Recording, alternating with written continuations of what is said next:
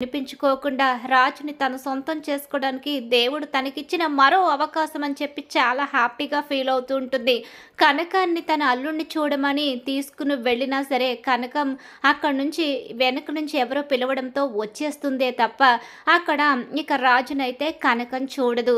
Treatment పూర్తయిపోతుంది. ఇటు కావ్యని తీసుకుని ఇంటికి వెళ్ళిపోతారు. అటు రాజుని తీసుకుని యామిని ఇంటికి అయితే వెళ్ళిపోతుంది. కానీ కావ్య మాత్రం దుఃఖంలో మునిగిపోతుంది. రాజు బ్రతికి ఉన్నాడు అని చెప్పేసి ఎంతగానో వాదిస్తూ ఉంటుంది. లేదు, రాజు చనిపోయాడు. మీరు ఎంతగా నా నోరు మూయించినా ఎక్కడా రాజు కనిపించలేదు అంటే చనిపోయాడని అర్థం. ఎవరో చెప్పినట్టుగా రాజు ఏ పులులకు ఆహారం అయిపోయాడని చెప్పేసి రుద్రాణి అంటూ ఉంటుంది. రుద్రాణిని కొట్టడానికి కూడా సిద్ధపడిపోతుంది. ఇక అపర్ణ వదిన, నీ కోడలికి పిచ్చి పట్టేసింది. ఇలాంటి అమ్మాయి ఇంట్లో ఉంటే మన అందరినీ కొట్టి చంపేస్తుంది. నువ్వు పిచ్చి పిచ్చిగా మాట్లాడకుండా ఉంటే ఇక కావ్య కూడా నిన్నేమీ అనదు. ఎంతో దుఃఖంలో ఉన్న కావ్యని ఎందుకింతగా బాధ పెడుతున్నావు? మమ్మల్ని ఇలా కూడా బ్రతకనివ్వాలని నీకు లేదా అని చెప్పేసి సుభాష్ కోపడుతూ ఉంటాడు. మమ్మీ, నీకు చెప్తే ఎందుకు అర్థం కాదు?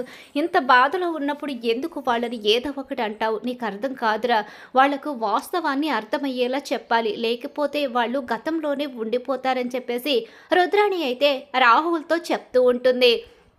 ఇక ఇదిలా జరుగుతుండగానే రాజుకి తను ఇక ప్రేమించిన అమ్మాయి అని, నీకు నేనంటే ఎంతో ఇష్టమంటూ రాజు పేరును కూడా మరో రకంగా మార్చేసి తన వైపు తిప్పేసుకుంటుంది. ఇక గతం గుర్తులేని రాజు అయితే తనకి నచ్చిన అమ్మాయి అని, ఇక తప్ప తన జీవితంలో ఎవ్వరూ లేరని, కన్నవాళ్ళు కానీ అసలు పెళ్ళైనట్టు కానీ తనకి ఏది గుర్తు లేకపోవడంతో ఇక ఎవరు తన జీవితంలో లేరని చెప్పేసి అనుకుంటూ ఉంటాడు రాజు అయితే.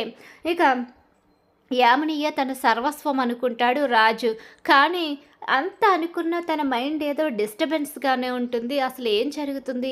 ఏదో నాకు తెలియని గతం నన్ను వెనక్కి లాగుతుంది. నా వెనక్కి ఇంకెవరైనా ఉన్నారా అనే ఆలోచన తనలో కలుగుతుంది. కానీ తన మైండ్ ఆలోచించినా సరే జ్ఞాపకం అనేది తనకి రాదు. గతం అనేది తనకి గుర్తుకు రాదు. అసలు గతంలో నేను ఎలా ఉండేవాడిని అని అడిగితే నన్ను ప్రేమిస్తూ ఉండేవాడు అని చెప్పి కాలేజీ రోజులు గుర్తుకు చేస్తుందే తప్ప ఆ తర్వాత విషయాలు, ఆ తర్వాత జరిగిన సంఘటనలు ఇవేమీ కూడా యామిని గుర్తుకు చేయదు. ఇక ఏడుస్తూ కూర్చుంటే కుదరదు. నా భర్తని వెతికి తీసుకొచ్చుకుంటాను అని చెప్పేసి కన్నీళ్లు తుడుచుకుని బయలుదేరుతుంది. ఇక అక్కడ ఎక్కడైతే కారు పడిపోయిందో అక్కడ జరిగిన సిచ్యువేషన్ ఏంటో, కారు అక్కడ ఎందుకు అసలు టైర్ ప్యాచ్ అయ్యి కారు ఎందుకు బోల్తా పడింది, ఇదంతా కూడా తెలుసుకునే ప్రయత్నాలు చేస్తుంది. ఆ చుట్టుపక్కల ఉన్న ప్రతి ఆసుపత్రి తిరుగుతూ ఉంటుంది. ఎన్నో ఆసుపత్రులు తిరిగి తిరిగి అప్పుని తీసుకుని విసిగి వేసాడి కుప్ప కూలిపోయి ఏడవడం మొదలు పెడుతుంది. నా భర్త బ్రతికే ఉన్నాడని వాదిస్తూనే ఉంటుంది. చివరకు రాజుకి ట్రీట్మెంట్ చేసిన డాక్టర్ దగ్గరికి అయితే వెళుతుంది కావ్య. అలా వెళ్ళి ఫోటో చూపించేసరికి ఇతనికి ట్రీట్మెంట్ చేసింది నేనేనమ్మా. ఇతను గతాన్ని మర్చిపోయాడు. ఇతనికి మీరేమవుతారు? అతనికి నేను భార్యనవుతాను. మరి తనకి కావలసిన అమ్మాయి అంటూ ఎవరో వచ్చింది. ఆ అమ్మాయి తనని తీసుకుని వెళ్ళిపోయింది.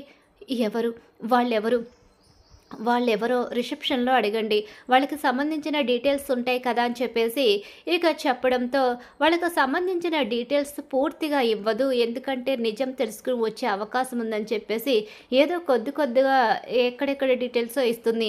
ఆ డీటెయిల్స్ చూసిన అప్పు అయితే ఈవిడ ఎవరో చాలా తెలివైందిలా ఉందక్క, పూర్తి డీటెయిల్స్ కూడా ఇవ్వలేదు. బావకి శత్రువా మిత్రువా నాకు అర్థం కాలేదక్క. బావ జీవితంలో నువ్వు కాకుండా ఇంకెవరైనా ఉన్నారా అని చెప్పి అంటూ అడుగుతూ ఉంటుంది అప్పు అయితే. బావ జీవితంలో నేను తప్ప ఇంకెవ్వరూ లేరే అని చెప్పేసి చెప్తూ ఉంటుంది. ఇక కావ్య ఎంతగా చెప్పినా బావ జీవితంలో ఇంకెవరో ఉన్నారు, నీకు తెలియని పేజీ ఏదో బావ జీవితంలో ఉంది అని చెప్పేసి ఇక అప్పు అయితే అంటూ ఉంటుంది.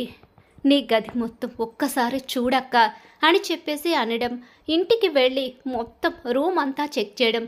ఆ రూమ్లో ఇక రాజు జీవితంలో ఉన్న యామిని ఫోటో దొరుకుతుంది. ఎందుకంటే ఆల్రెడీ ఫొటోస్ అన్నీ కూడా రాజు ఇంట్లోనే వదిలేస్తాడు కదా. సిచ్యువేషన్స్ వెంటనే జరగడంతో ఆ ఫొటోస్ అన్నీ ఇంట్లోనే ఉండిపోతే ఆ ఫొటోస్ దొరికేస్తాయి. ఒక్కసారే కావ్య షాక్ అయిపోతుంది. చూసావు కదా, బావ జీవితంలో మరో అమ్మాయి ఉంది. ఆ అమ్మాయే బావని తీసుకుని వెళ్ళిపోయింది. బావ జీవితంలో గతం ఉంది. ఆ గతం ఎవరికి తెలుసు అని చెప్పి అంటూ ఉండగానే ప్రస్తుతం రాజు ప్రేమ గురించి అలాగే యామిని రాక్షసత్వం గురించి కూడా ఇంట్లో ఎవరికి చెప్పకుండానే రాజు తన ప్రేమని ముగించేస్తాడు కాబట్టి ఆ విషయం అయితే ఇంట్లో ఎవరికి కూడా తెలీదు. ఇక వెతకడం మొదలు పెడుతుంది. అడ్రస్ గజిబిజిగా ఇచ్చినా కూడా ఎక్కడో చిన్న క్లూ అప్పుకు దొరుకుతుంది. ఆ క్లూని పట్టుకొని కారు అలాగే అడ్రస్ అలాగే బైక్ ఇవన్నీ కూడా చెక్ చేయడం మొదలు పెడుతుంది. ఇక ఇలా వెంట వెంట పడుతూ ఎలా అయితే చివరకు ఇక రాజున్న అడ్రస్ అయితే తెలుసుకుంటారు. అప్పు కావ్య ఇద్దరు కూడా మతి స్థిమితం లేని రాజు ఇక ఒక చోట ఉండడం అలాగే తన పక్కనే ఉండి తనతో హ్యాపీగా నవ్వుతూ మాట్లాడుతూ ఉండడం ఇదంతా చూసి గబగబా లోపలికి వెళుతుంది.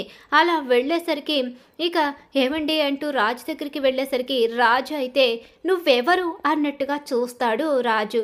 ఒకసారి షాక్ అయిపోతుంది. అక్క నువ్వు కంగారు పడుకు, బావకి గతం గుర్తు లేదని డాక్టర్ చెప్పారు కదా, గతం గుర్తుకొస్తే బావ ఇక్కడ ఎందుకుంటాడు అని చెప్పేసి అప్పు అంటూ ఉంటుంది. ఎవరివే నువ్వు, నా భర్తని ఇక్కడికి ఎందుకు తీసుకొచ్చావు అని చెప్పి అంటూ ఉండగానే నీ భర్త తను నేను ప్రేమించిన అతను, త్వరలో మేము పెళ్లి కూడా చేసుకోబోతున్నాం. ఎవరివే నువ్వు ఇక్కడికి ఎందుకు వచ్చావు, నీకు ఈవిడ తెలుసా, తానెవరో నాకు తెలియదు అని చెప్పేసి రాజు అంటూ ఉంటాడు.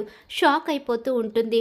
మా బావకి గతం గుర్తుకు లేదు, మా బావని ఇక్కడికి తీసుకొచ్చి మమ్మల్ని మోసం చేయాలని చూస్తున్నావా, అసలు ఏమనుకుంటున్నావు నువ్వు, ఒక మనిషిని తీసుకొచ్చి నీ వాడిని చేసుకోవాలి అంటే తనకంటూ వెనకాల బ్యాక్గ్రౌండ్ ఉండదనుకుంటున్నావు. ఒకవేళ గతం గుర్తుకు లేకపోయినా తన వాళ్ళు తన ప్రపంచం, అసలు బావ ఎవరో నీకు తెలుసా, దొగ్గిరాల వంశానికి వారసుడు, పైగా బావ స్వరాజ్ గ్రూప్ ఆఫ్ ఎండి, బయట ఎక్కడ చూపించినా ఈయన పేరు రాజ్ అనే చెప్తారు.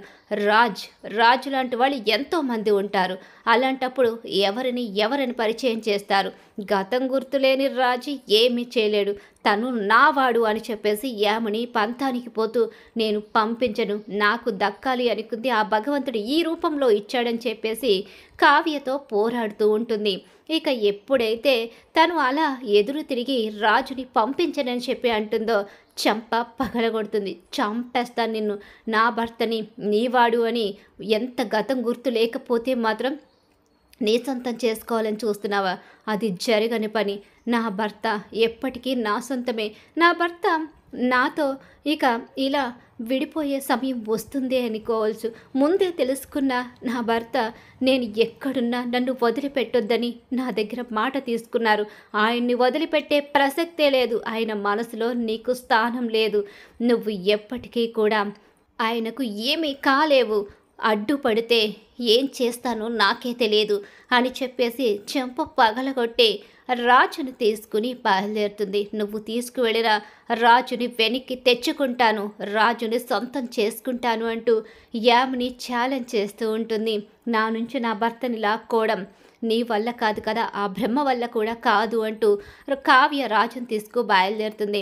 మరి రాబోయే కథలో ఇలా జరగబోతుంది. రాజు కావ్య మళ్ళీ కలవాలని చెప్పేసి ఎవరైతే కోరుకుంటున్నారో మా వీడియోని తప్పకుండా లైక్ చేయండి. బ్రహ్మముడి సీరియల్ అప్కమింగ్ ఎపిసోడ్స్ టీవీలో కన్నా ముందుగా చూడాలనుకుంటే మా ఛానల్ ఇప్పుడే సబ్స్క్రైబ్ చేసుకుని పక్కనున్న గంట సింబల్లో ఆల్ మీద అయితే క్లిక్ చేసేయండి.